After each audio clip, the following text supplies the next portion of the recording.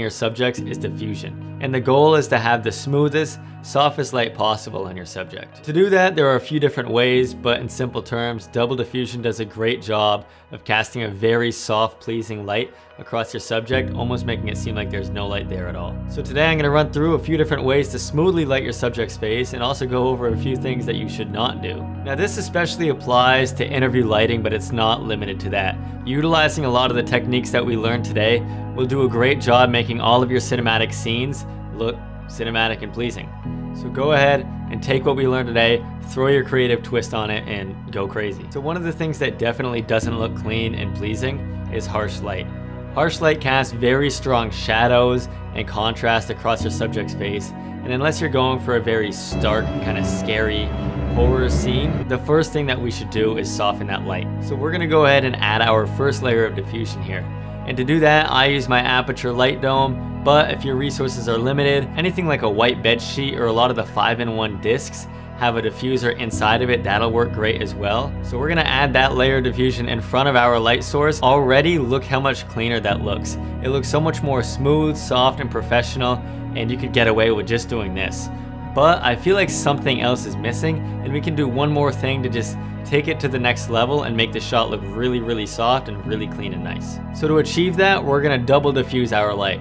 So essentially, that's just taking the light, diffusing it like we just did, and then adding diffusion in front of that. To get this double diffusion, I pulled my softbox back, and then between myself and I squeezed in that DIY frame that I made, and don't worry, a video is coming soon, please be patient with me.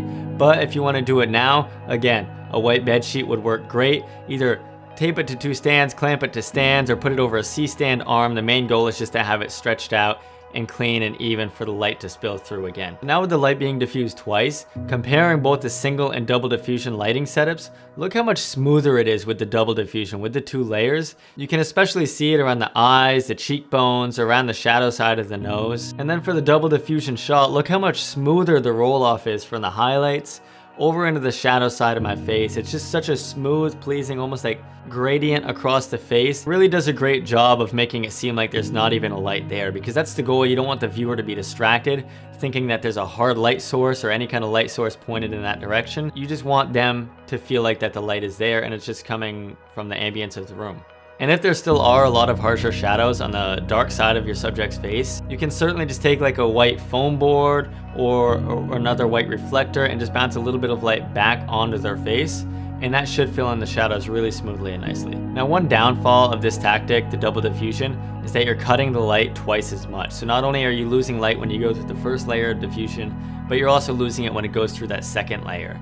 So if you're in a scenario where it's very bright light, this may be an issue for you, but definitely make the most out of your frame and pull the light source in just so you can see it right on the edge of the frame, and then pull it back a little bit so it's as close and as bright as you can get it. So another way to soften the light kind of in a double diffusion setup is bouncing it backwards off a reflector or a white foam core, and then after bouncing it off of your reflector, back towards your subject through that layer of diffusion that you used, and that ultimately is going to be kind of a booklight setup, which I explained before in my How to Light a Night Scene video. Let's take a look at all 3 of these setups once more and compare from no diffusion to single layer diffusion to double layer diffusion. Look at the progression of softness as you increase the diffusion. But now that we've covered how to shape the light and really soften that up, you may be wondering, where do I even put that light? So let's talk about your light direction. So the term far side key is one that we're going to touch on right now. And this means that your key light is not necessarily backlit, but coming from the back side of your subject's face relative to the camera, as opposed to front side key lighting, where the key light is coming from the same direction of the camera, and this is used very often in beauty and fashion to fill in wrinkles, shadows, imperfections in the model's face and skin. But a far side key does an amazing job of adding depth and dimension to your face by really bending and rolling the light around my face from the highlights into the shadows, and depth is so important for creating a pleasing cinematic image. So this lighting setup definitely increases the visual interest in your shot. And to direct the light, you definitely don't want the light to be coming from a low angle like the floor or anything like that, because you get a lot of weird shadows, especially from the lips, the nose, the eyes, cheekbones, everything like that. And it just looks kind of foreign and unusual. The world is very used to seeing sun and lighting coming from a high angle, so it just it feels natural. So that about covers all the tips that I've got for you today on lighting. Some very simple but very, very important tips to shaping your light.